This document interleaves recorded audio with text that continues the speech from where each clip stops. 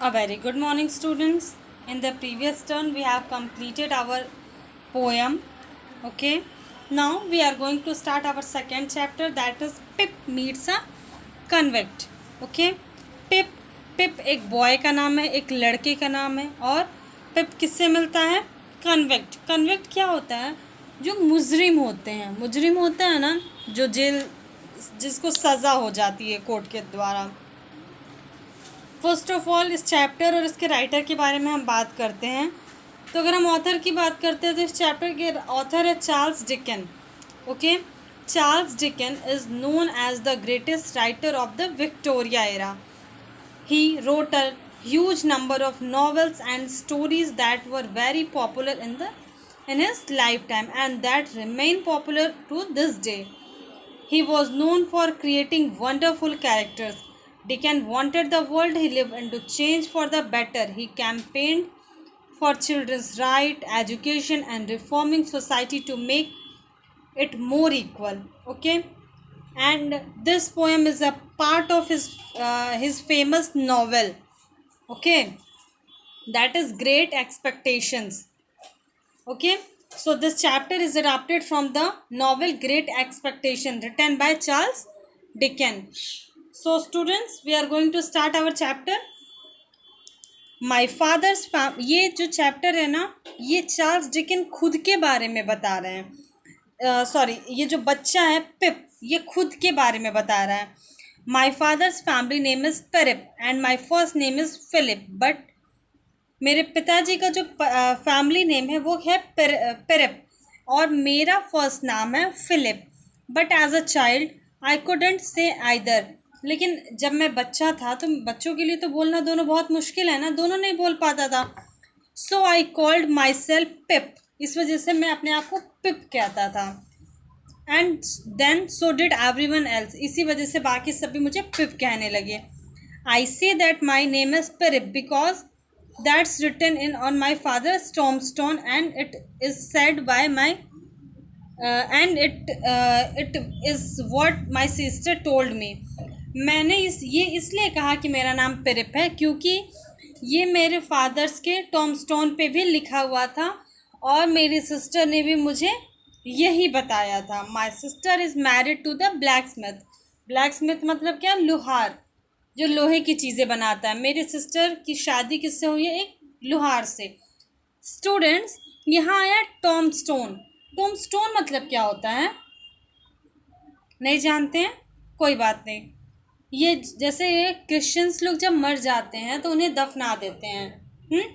तो ये जो एक पत्थर टाइप का होता है ना, जो वहाँ पे लगा होता है, जैसे देखिए इस फिगर में ऐसा लगा, इसी कब्र पे जो पत्थर लगा होता है, इसी पत्थर को जो बड़ा सा बना होता है दीवार टाइप का, उसे ही हम टॉम्बस्टोन कहते हैं। ठीक है ना?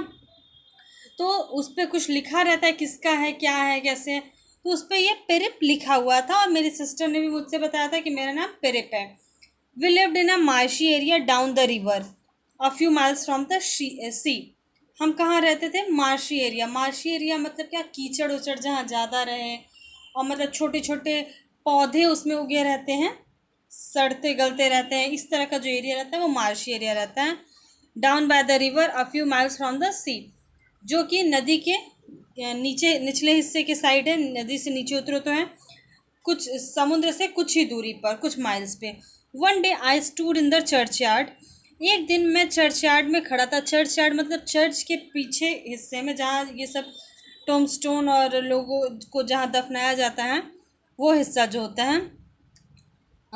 And looked over my parents tombstone at the dark flat wilderness beyond the churchyard. मैं खड़ा था और मैं अपने जो पेरेंट्स थे उनके टॉम्बस्टोन को देख रहा था। ठीक है? चर्च यार्ड के जो पिछले हिस्से में। The marshes were criss-crossed with ditches and mounds. उसके अलावा जैसे जो मेरे घर, मैंने बताया कि मार्शी एरियाज में था, तो वहाँ पे मार्श डिचेस मतलब बहुत सारे गड्ढे, और माउंट्स मतलब जैसे मिट्टी उट्टी होती है ना, तो बहुत अजीब टाइप का गड्ढे उड्ढे हो जाते हैं, या एक जगह ज़्यादा मिट्टी हो जाती है, एक जगह कम मिट्टी होती है, इस टाइप का वो उस तरह से पूरे भरे हुए थे। In the distance, I could see a grey line of the river and then far away the sea. It was a cold day. उसके बाद मैंने देखा कि एक ग्रे लाइन, रिवर की, नदी की एक ग्रे कलर की लाइन, मतलब नदी बह रही थी काफ़ी दूर, समुद्र भी वहाँ से दिख रहा था और ये बहुत ठंडा दिन था। आप यहाँ फिगर में देख सकते हो, पिप ने जैकेट पहना है, कैप लगाया, मफलर पहना है, मतलब क्या कि ये बहुत ठंडा दिन था। They the grey land and grey sky made me feel sad. ये जो ग्रे स्काई था और ग्रे कलर का लैंड था, ये मुझे बहुत दुखी करवा रहा था, मतलब इससे मैं बहुत दुखी हो रहा था। I suddenly realized that I was an orphan and I began to cry. अचानक ही मुझे ये रियलाइज हुआ कि मैं एक अनाथ हूँ, ऑर्फन में अनाथ, and I began to cry, और मैं रोने लगा। ये बच्चा वो खुद पिप अपने बारे में बता रहा है। Hold your noise cried a terrible voice. अचानक से एक बहुत भयानक भयावह टाइप की आवाज़ आई, अपनी आवाज़ बंद करो। It came from a man who had just stepped out from behind a gravestone. ये आवाज़, उसने पीछे मुड़ के देखा तो एक आदमी था जो उससे कुछ ही दूरी पे ग्रेवस्टोन के पास खड़ा था, ग्रेवस्टोन के पीछे खड़ा था। उसने बोला, कीप स्टिल, शांत रहो, और I will cut your throat, नहीं तो मैं तुम्हारा गला काट दूंगा। The man was frightening. आदमी बहुत डरावना लग रहा था। He was dressed in rough grey clothes and he had a big iron chain on his leg. वो आदमी ने गहरे ग्रे कलर के कपड़े पहने हुए थे और उसके पैर में लोहे की बनी एक बहुत बड़ी जंजीर लगी हुई थी। He was an escaped convict. वह एक भागा हुआ कन्विक्ट था, मुजरिम था। His shoes were broken. उसके जूते फटे हुए थे। And he had an old rag tied around his head. और उसके सर के पास ना एक old rag tied था। He was, मतलब उसके पूरे कपड़े फटे उठे थे, ग्रे कलर के थे, जूते फटे हुए थे, पैर में जंजीरें लगी हुई थी। He was dirty from being soaked in the muddy water from the ditches. देखी के लग रहा था कि जैसे, अब ऐसा तो है नहीं उसके पैर में उसारी लगी और जेल से उसको आने दिया गया होगा। वो मुजरिम था, भाग के आया था, जिसकी वजह से गिरते पड़ते आया था, और रास्ते में मैंने पहले ही बताया मार्शी एरिया है तो पूरा कीचड़ वगैरह उसके कपड़ों पे, उसके पूरे शरीर पे लगा हुआ था। He was covered in scratches from nettles and stone. उसके पूरे शरीर पे स्क्रैचेस थे जो कि नेटल्स और स्टोन से बने थे। नेटल्स क्या होता है, अक्सर जेल वगैरह की दीवार कैदी फान ना पाए, या तो बहुत, अब तो कम, काफ़ी कम हो गया, लोगों पहले जैसे खेत वगैरह बनाते थे ना, तो लोहे के कांटे टाइप के तार हुआ करते थे जिनसे कि उनको पूरा मतलब कवर किया जाता था। काफ़ी मूवीज़ वगैरह में भी ये दिखाया गया, पहले सच में भी होता था। तो वो जेल की दीवारों के बाहर लगा था, जिसको ये कैदी था भाग के आया था, तो उससे, और स्टोन्स मतलब छोटे छोटे पत्थरों से इसको काफ़ी चोट लगी थी, इसके पूरे बॉडी पे स्क्रैचेस थे। ही लिम्ड, वो लंगड़ा के चल रहा था, एंड शिवर्ड, काफ़ी काँप रहा था।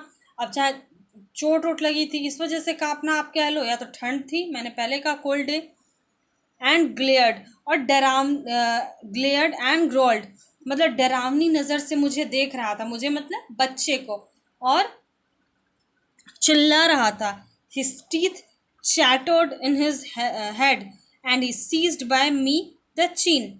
और मतलब जैसे वो, जैसे बोलते हैं ना एकदम दांत मीज के बोलना गुस्से में, वैसे कर रहा था। And seized by my chin. Oh, don't cut my throat sir, I pleaded in terror. जैसे उसने मेरे चिन को, ठुड्डी को छुआ, मैंने चिल्ला के बोला, नहीं मेरा गला मत काटो, मैं डर के मारे ऐसे बोलने लगा। टेल मी योर नेम, मुझे अपना नाम बताओ। सेट द मैन क्विक, आदमी ने बोला, मुझे अपना नाम बताओ जल्दी। उस आदमी ने कहा, पिप सर, मेरा नाम पिप है, उस लड़के ने कहा।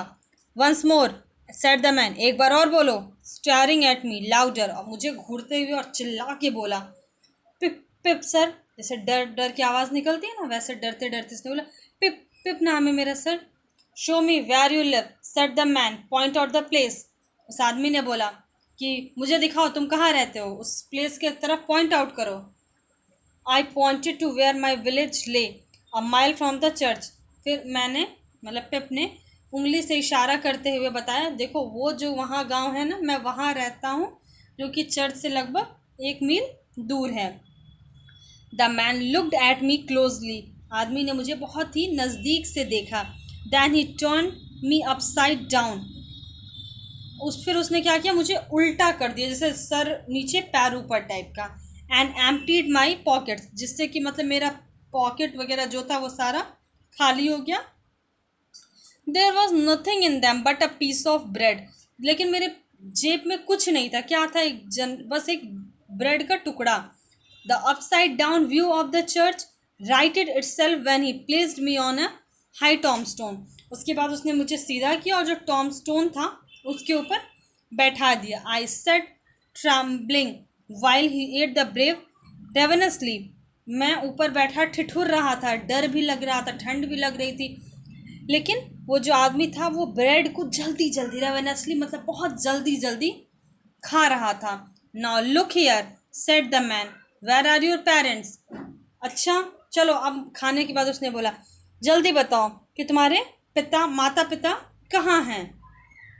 देयर सर सेड आई, मैंने कहा सर यहीं पे। Okay students, so that's enough for today. In the next class we will continue from the man. Okay, that's all for today. Have a good day.